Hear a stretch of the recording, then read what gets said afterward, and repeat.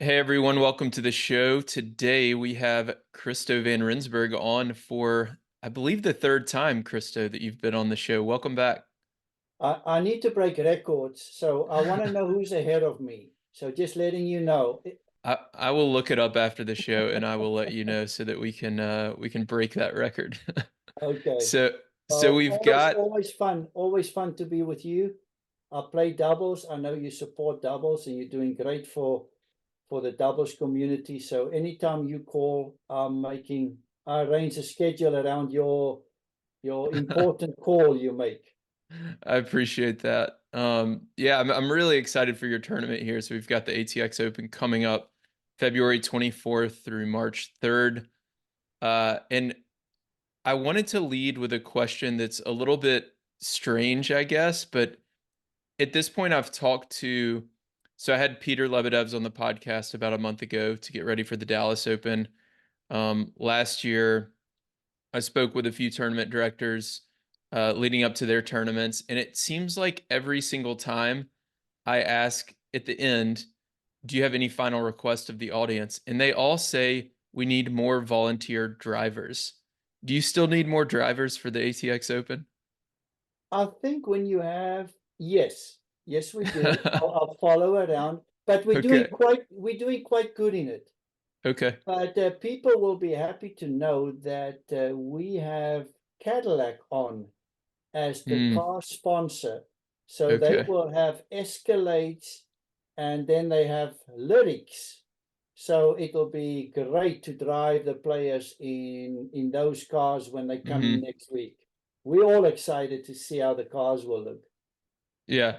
Awesome. So if anybody listening, reach out. Do they just go to atxopen.com to fill out a volunteer form or something? Yes, yes. And Okay. obviously everyone knows, they're going to drive some interesting people in the cars. And then obviously they will have tickets to come and watch the matches. So we hope to get more and more of them always. So thank you.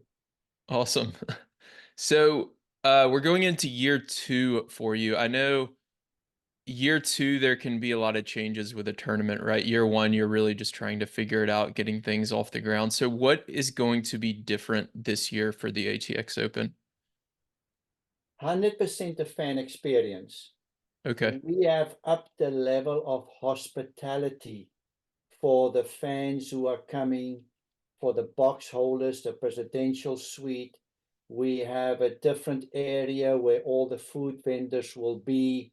So that was a priority for me. The top two is you want to make sure that your players are very excited. And we'll talk about the players because I have a very exciting news for that. But having Cadillac obviously on board, that helps with all the transportation for the players and stuff. And then Hmm. the fans. I need to make sure that my fans are happy. I have to pay closest attention in how we move them from the parking areas into the stadium back and forth. So the stadium has been approved. I got a new vendor building the stadium. So the stadium is looking amazing. We're very excited about that. Good. So where are the concessions and everything moving? The concessions are now going to think like a big food court where Hmm. all the fun stuff will be for kids, for people who are coming, wanting to hang out. And then the food is right there. Last time they had to go one place to get to the food, another place for some fun stuff. Now it's all in the parking lot Mm. that we took over. So people leave the stands, they're going to go to one area, and that's going to be a nice buzz. And then we have a Cadillac Lounge that Mm. is built right next to the grandstand with glass windows overlooking the grandstand, where we're calling it the fourth set after Mm. matches. People can go there after their sessions. There'll be music, there'll be drinks, and very excited about that thing we're adding for the fans. That sounds fun. I think I'm gonna spend some time there in the Cadillac Lounge. I'm Um, sure you will have access to anything you ask for. I want to be in the Cadillac Lounge, it sounds like. So, how do you prepare differently this year as the tournament director? Like I said, in year one, I know you're just trying to figure things out, and I'm sure you learned a ton from last year, running the first ATX Open, which was very successful. How do you prepare differently going into year two? The biggest lesson that I've learned from someone I always go to just ask advice and stuff. He says after every tournament, you should sit down and you should start writing a manual. And Hmm. you want to meet with all the departments. So obviously last year we had that. We figured out what we have to improve on. The biggest lesson I'm learning that we are still changing by adding things, deleting things to find where is our balance right now. And then we can work off that template and make it better. So year two is just as challenging as year one. I'm thinking year three will still be challenging too, but we slowly eliminate the things that we don't need and add the things we want. So I talk to other tournament directors and they say the same thing. You probably over the next 10 years will still make fewer mistakes, but be Hmm. prepared that they will be there as long as they become smaller and more minor. But we Hmm. strive for perfection, and that's our goal is to get there. And the quicker we get there, the better it will be. Will there be anything different in terms of the actual courts? So we've got behind me was the main stadium court. Then there was a smaller grandstand court where I spent a lot of times watching the doubles matches. And then I think you had a third court that only had a handful of matches because of scheduling. Is it going to be a pretty similar setup this year in terms of the actual courts? Actually, the third court Hmm. is actually now going to be, if you watch the third court, you'll also be able to see the grandstand. So Okay. everyone will be in that area between the third match court and the second match court. So Hmm. that will be great for people that want to hang out there. So we're very excited, obviously, about that setup. Cool. So let's talk through the player field. So you've got some Grand Slam champions coming, some good doubles players coming. To talk about the highlights as far as the player field goes this year. Well, I just, it changes all the time.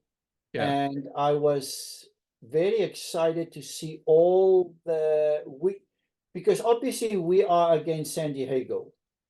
So we have to always juggle who we would like and San Diego will take. But at one stage, except for Madison Keys that we had here, but unfortunately she's not cleared by her medical people yet. I Mm. would have had uh, Madison Keys, number 3 American. Then I would have had, I do have Peyton Stern, that's next. Then I have Danielle Collins, that next.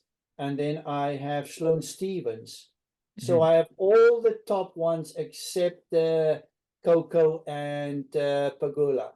So Right. we're very happy about that. And all the other Americans are coming back. And now to mix that with the international people that are Hmm. also coming here from, we have the top seed is actually from Ukraine, Kalinina, and then we have from China, we have Wang that we're excited, that's 40 in the world. And then from the Netherlands, we have Arantxa Ras. So different names coming to blend in with all the top Americans below the top two. Hmm. So excited about that. Is Azarenka still planning on coming as well? Yes, Azarenka is coming, and Okay. all of them, I've made contact with them. They all coming, and they very excited because we were talking about the players and the fans that we want to make sure, because if they are happy and the fans are, then the sponsors will be happy because they see some really good people here. And I have actually made a deal with Coda that we're very excited about. The Circuit of the Americans, where in October, you know, the F1 race is in Austin. Yeah. On Friday, I can take 10 players on there with guests, Oh, and they're going to be driven on the track and be taught how to drive fast on the track. oh, they're gonna love that. I have Very some excited friends who about have that. done that, and they said it was amazing. Yeah. Um, and then you've got, I was looking at the website earlier. So Taylor Townsend is still planning on coming. Is that right? Yes, I talked to her 2 days ago because she's Okay. invited to the Coda, and she said yes, she's playing the week before Okay. in Mexico. So very happy she made it in because she supported my tournament last year.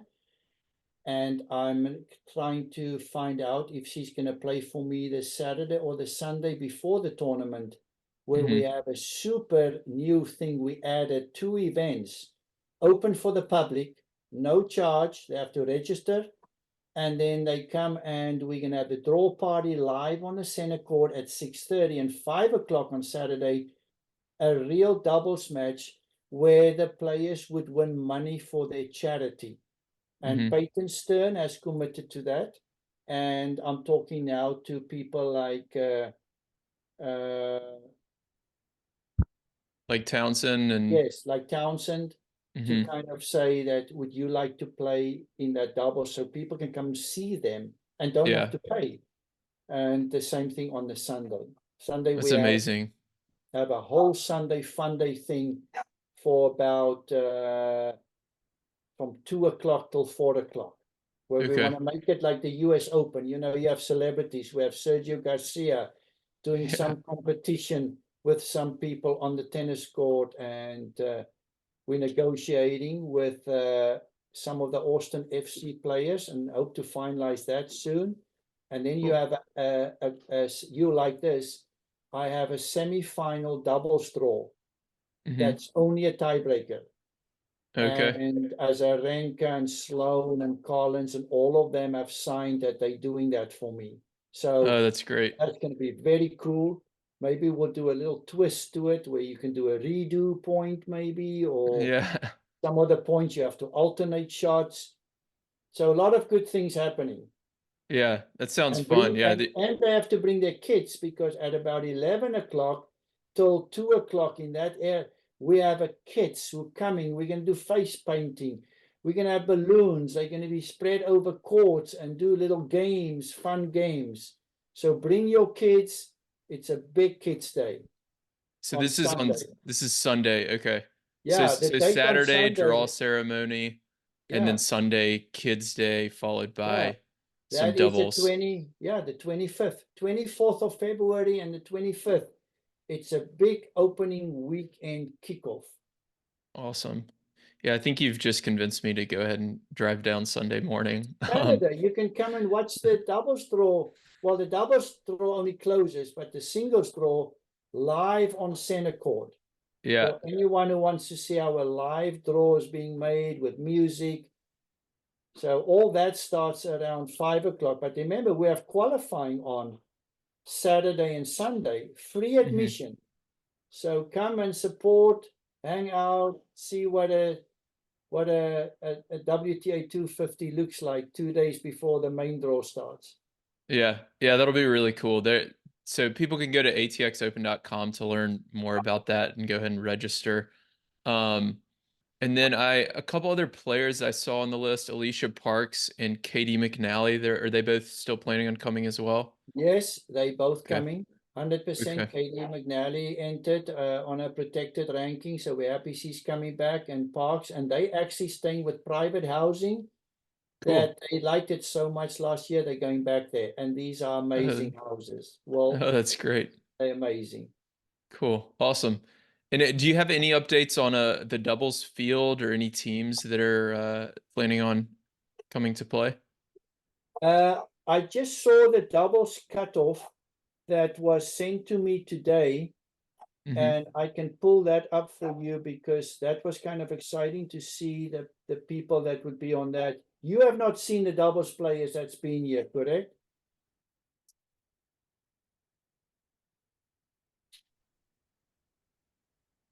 All right, so we got disconnected there. So we're pulling up some of the doubles entry list. This isn't finalized yet, but go ahead and share a couple of names with us that are on the initial entry list.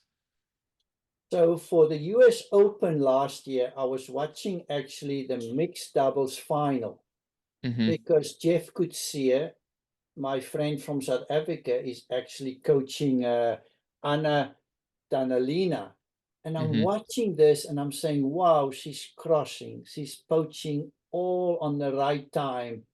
And she's really well coached. And I actually called Jeff Coetzee afterwards. I said, wow, she's doing everything. And then the draw came, the cutoff to yesterday, and I saw she's coming to play doubles in my tournament.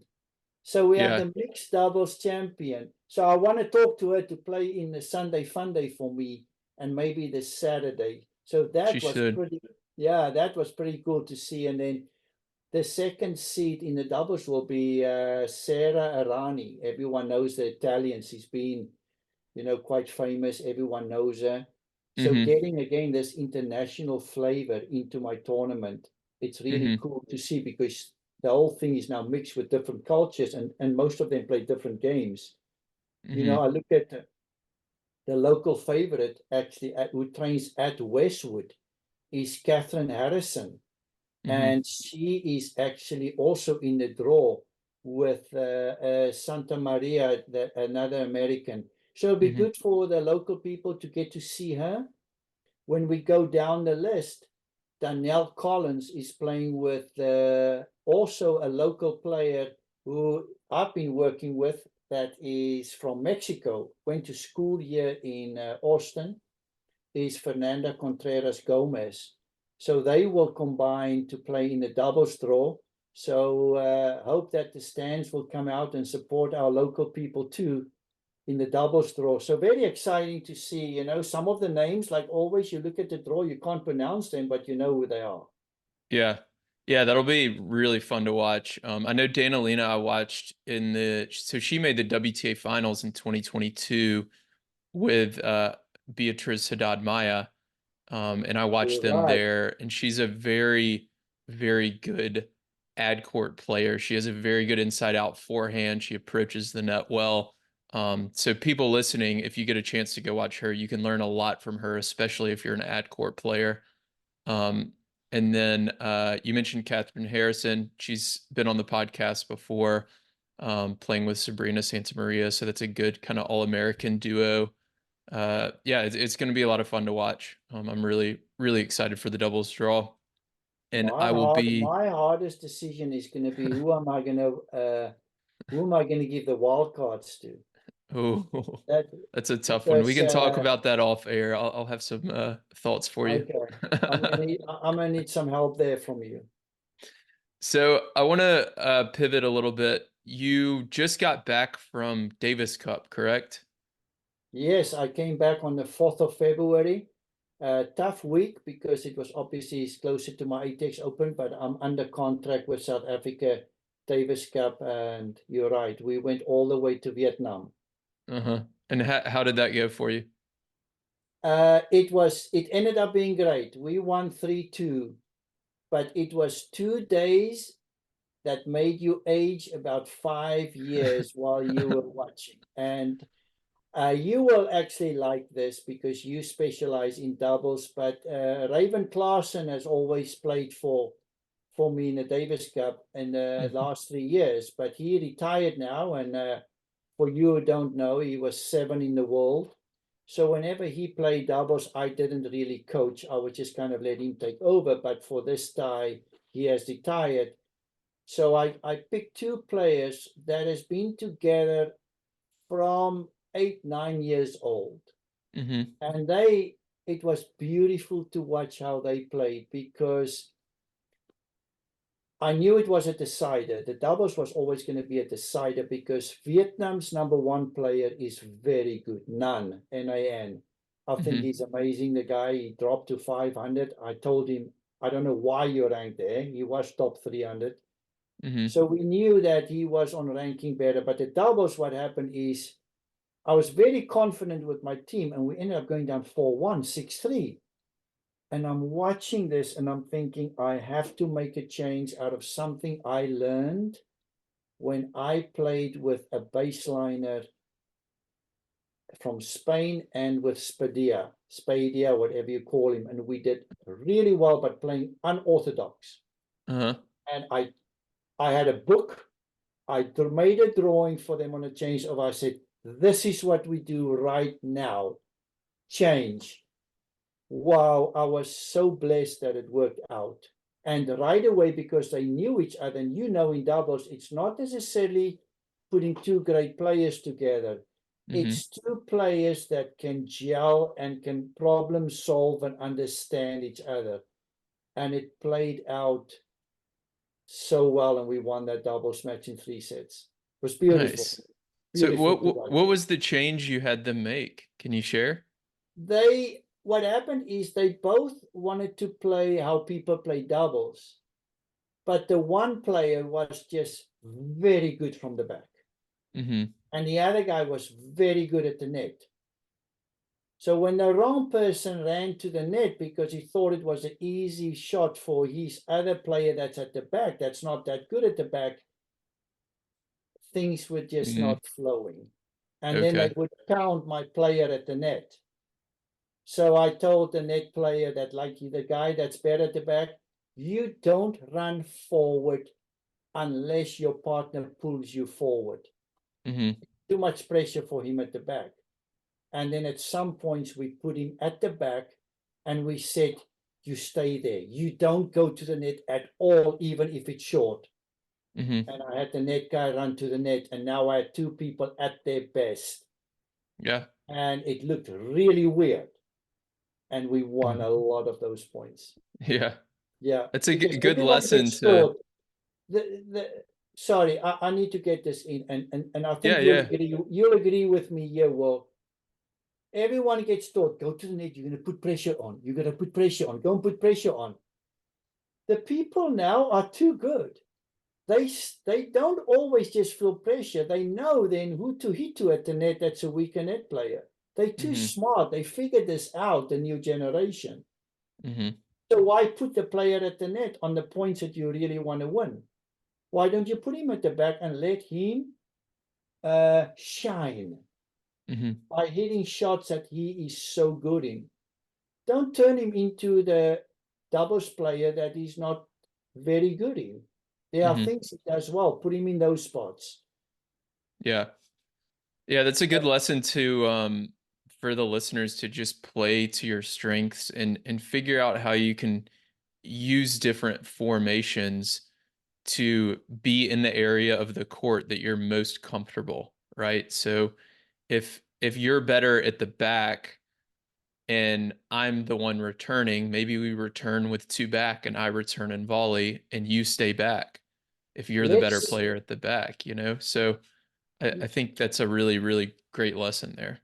let's simplify it for the listener, because Hmm. we want them to take something back here, because you and I can talk about terms and stuff, and we play the game and we understand it, but it's what we just talked about is a very simple scenario.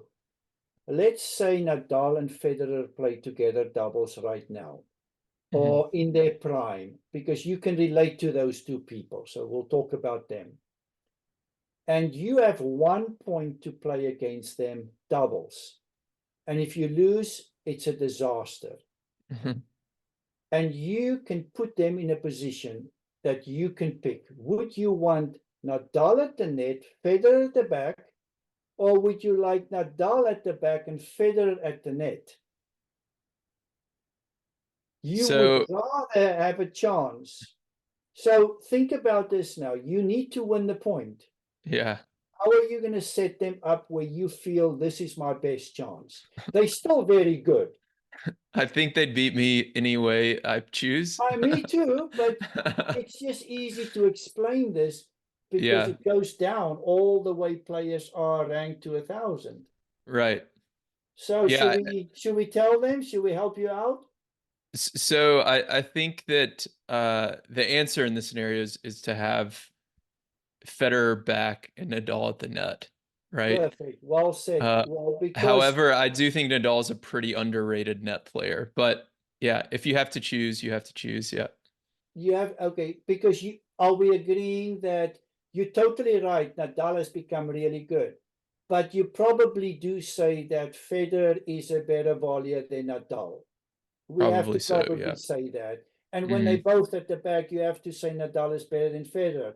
It's not a lot, but if you buy into that system, Hmm. why, when you play a good point, even if you're a 4 or a 2-0 level player or a Hmm. 4-0 level player, why do you want to be in a position if you really need the point Hmm. where you're not as good? And if you Yeah. have a teammate, if you're both good, then both be at the net if you're good at the net. If you're both not good at the net or one, play at the back. Play that point from the back because you use your weapons.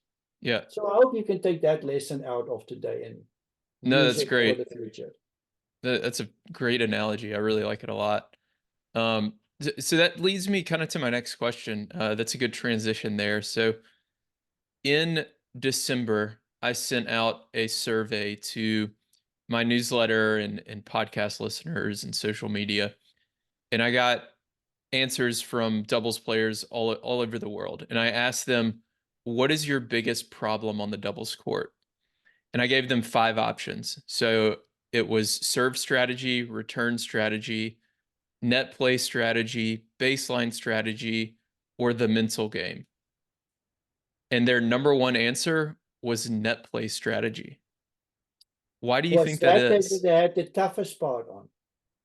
That's their biggest problem. That Okay. was the number one answer. Why do you think that is? Do you think they play at the net? And going back to what I told you, they think doubles, you have to be at the net, and now they go there and they maybe don't feel as comfortable there. Hmm. And hopefully we'll tell them you can win without having to go to the net. Hmm.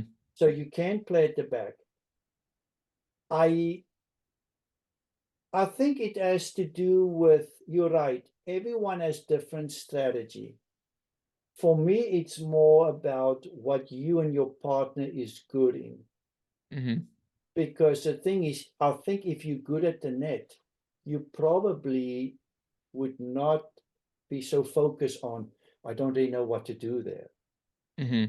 So this is a hard question. You're right. It's surprisingly, I was also wondering what the answer was going to be. And it also could be because remember the last 10, 15 years, people has not played at the net that much. It's becoming more baseline and Summers at the net. Hmm. Alcaraz is bringing the game back, and you can suddenly see people are following him now. So I think the trend is going to go back, Hmm. coming back. But I think that game has lagged a little bit at the net now. Not a lot of people play there as much. Not a lot of people coach there as much. But Yeah. I think that's kind of what I would summarize it. Yeah. I think I I agree with focus you. on, my goal is to focus on that. Like if I Yeah. coach people, obviously, because I played that game, I only played in the front two blocks, singles and doubles, that I understand that better. So when I coach it, I have drawings and I have stuff to know your positions and stuff. And even if I coach good people now, sometimes they do things and I watch on TV and I realize, gee, the position is just off. They could probably improve because I played my life there. But if you Hmm. with a coach now that didn't play his life there, they you're probably going to get limited information on that, where they might be better at the back coaching again. Hmm. Definitely. So the number two answer was the mental game. So people seem to have trouble with kind of the mental side of tennis, I guess. Do you have any tips or advice for somebody who struggles with that side of the game? Maybe they get nervous in double fault and pressure situations, or they have trouble winning tiebreakers. Anything that you used to use as a player that you teach to your students? I think the mental part is probably one of the top things. And I'm going to give the listeners or watchers, what do we call them on Zoom? Uh, I'll just give you a few options. And the way I usually coach is we talk about different things. And in the end, I would say if one of these things you like. Hopefully that will help you. There's no magic pill for anything. Hmm. It's what works for you, and I'll let them decide. Yeah. So one thing that comes up, I was actually doing a clinic 2 days ago. It's amazing to just watch people play tennis. They don't say anything when they play a great shot. As soon as they lose a point, half of the people will say something out loud. Hmm. What that tells me is the lesson is you will never win all the points. You don't need to win all the points. And if you talk about the mistake you've just made, you magnify the problem. So the first thing is accept that you're not going to win every point. You're going to make wrong decisions if you can accept it. And Hmm. it's not easy. If it was easy, everyone would do it. So don't think you can just go overnight and do it. But can you go in the next match and maybe come off the court and say there was 4 times today in the whole match where I wanted to say something, I didn't. That's your first huge improvement. 4 or 3 or 2 is better than doing 20 or 30. So stop talking, saying things out loud. I think that is one of the biggest things. And then if the mind, I know they talk about multitasking and things you can do, but the Hmm. mind can only actually do one thing at a time. So when you finish a point, why don't you start having a little bit of a routine? You can do your own thing. You can say, after the point is finished, whether I win or lose, I want to do this. Whether it's turn around, go and get the ball, or look at your strings, see if they moved. I don't care what you do, but if you do this, your mind is now focusing on the thing you have to do. You told yourself, this is what I want to do after the point. Somewhere in that, you can say to yourself, what do I want to do now? Am I going to serve volley? Am I going to stay back? Let me walk to my partner. We're going to talk what we want. Whatever you do, but do it every time the same. Hmm. And then before you start the point, you always bounce 2 or 3 times. What you do now, you assign your mind to just do something. I Yeah. don't care what it is, but if you don't, your mind is going to go to that bad point you just played, or am I going to win this match? Hmm. And even if you just do 2 or 3 seconds, that's already 3 seconds in that 15-second period where you assign your mind to do something else. Can it be 5 seconds next time? Can it be 10? It's hard what I'm telling you, but you control a little bit your mind. And Hmm. can you find something that you did well in that point? I don't care if you lost the point. Then tell yourself, well, I ran well, or I hit the ball well, I lost. It doesn't matter, but talking yourself out after you miss a ball, it's going to drive you crazy because you are going to miss balls. Hmm. Well, you know what you should do in doubles? You should Hmm. make a video of all the bad points the pros are playing, because I want to do it in singles. It's a good I idea. one day want to just go and sit with some of these players who complain they lose, because what's the worst thing on TV now? People go and watch the highlight shows. Yeah. Let them Yeah. just one day go and sit and see how bad shots pros also hit. That's a good idea. I think I might do that. And another video that It will came to go mind, viral. I think it will go viral. while you were talking is a video of the pros doing all three things that you just talked about. Because when you were saying that, I spent the last week at the Dallas Open watching Neil Skupski, who won Wimbledon last year, and Santi Gonzalez, who won a few Masters 1000s last year, and all these top doubles players, Max Purcell, who has won Wimbledon before as well.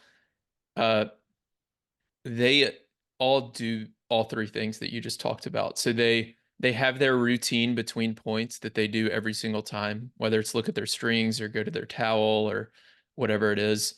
They do talk to their partner between every single point. when they lose a point, their body language is not every time, but certainly 90+% of the time is positive. So I remember one point specifically where Neil Skupski was at the net and he started to move towards the middle. He got beat down the line, and it was a big point that they lost. I think it was a no ad deuce point. So they got broken. And he popped up and actually like kind of gave a fist bump and went over and gave his partner a high five. And they had just lost a huge point because he got beat down the line. But he knew that they did the right things, and it's one of the points that you're going to lose. And um, yeah, I think they implement all this stuff. And then when you watch a lot of the club level players, we don't do all these things. But I think we can. Just because we're not pros doesn't mean we shouldn't be doing it. That's what we're talking now to the people listening here. We give Hmm. them ideas. Take this, do it yourself. And one of the top things that I was taught with Paul Anacone, and I think a lot of our success has to do with one sentence that was always the same in the beginning of a tiebreaker. We would get together, and this was what it, I mean, I don't remember exactly in order, but it was, let's go and do what we do well, and we're not going to worry about the outcome of this tiebreaker. Hmm. This is what we do well, and we're going to do it. And for us, it was getting to the net, whether we win or lose. So we were assigned to do something. And that creates what you don't want also. You don't want to have doubt. You never want to start something and not sure what you want to do. And the Hmm. lesson for everyone here is don't worry if the decision you make is the worst decision in your life that people will laugh if you tell them. You still be better off if you make one decision. Yeah. Make it, go with it. Out of 100 matches or 50 matches, you are going to win more matches. Yeah. And that's the same thing, you know, kind of, we can, listen, we can talk 2 hours about what you tell your brain here. Go and Yeah. do it. Yeah. It's a Don't big worry if you topic. lose a point, but do it the right way. Prepare and go with it. I like it. So let's wrap up here, Christo. Tell people where they can buy tickets, what's still available. I saw there's some tickets still available for the finals weekend, and then you've got a bunch of different packages and VIP seating and all sorts of stuff. So share where we can get tickets and what else you have going on over the next couple of weeks for the ATX Open. Yes, we're very excited. Obviously, atxopen.com. And like I said, we upgraded the hospitality. The president's boxes, I have 24 boxes. I have 5 left. That's open. Okay. If you Okay. want to own something, they go from 12,000 up. But if you own 4 seats in a box, you will have them until you release them and you never want to have them again. But if they're gone and people want to renew, you are not going to be able to buy a box in 2025 because there won't be any. We're going to redo this. We're going to build the stadium similar. Mm, And then we also have in those boxes, we have 2 boxes that you can just buy per session. If you want to entertain 4 people in a box for just Tuesday night, you go and you can buy there. They are kind of scattered over now, and people have bought some of it, but there's spots, free drinks, free food. You can watch it from behind a glass window, the center court, and we have individual seating next to the court, skybox and patio, where you can also get free hospitality, whether you just buy 1 seat or 2 for each session. We are opening. We've signed about 4 sponsors. I would love to get 3 or 4 more sponsors for $3,000 on the pre-weekend, where some of that will go to the players' charity, and you will get full publicity. We've sold over 1,200 tickets each day, so you'll get a lot of brand recognition and be part of the ATX Open. So like to form new partnerships, want everyone to come out and support us, because if the stands are full, then the sponsors will also be happy, and we're just excited how this tournament is going to grow. So come yeah. out. It's the 4th of February all the way to the 3rd of March. Yeah, I'm super excited for this. It's and the venue itself, we hadn't even talked about the venue, but Westwood is such a beautiful country club. The trees are kind of hanging over the courts and there's kind of some hills built into it. And it's right there on the river. And it's almost or it's always beautiful that time of year too. The weather is typically good. I think there was one night where we got rained out last year, but that was it. Only one night, So yes. And it's yeah, on the so it's water. The players yeah, love oh it. it's When they sit and eat, they look over the water and it's yeah. beautiful. It is. It really is. Awesome. So we'll link to atxopen.com so people can get tickets in the show notes, as well as volunteer if you want to drive one of those nice Cadillac cars and drive the players around. Christo, any final words before we hop off here?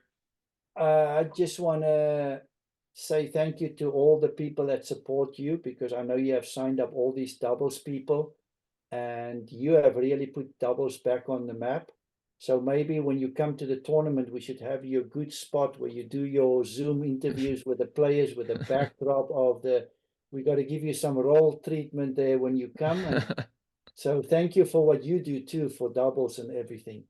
I love And it. just to let you know that I am scheduling a lot of doubles in the center court this year. They've given me the Good. green light, the television. So there'll Good. be most likely 2 singles matches and a doubles on the center court. Wow, that's awesome. That's really good to hear. Okay. Cool. Thanks. Thanks again, Thank Christo. you. Thanks everyone for listening. We'll link to everything in the show notes, and I will talk to you all soon.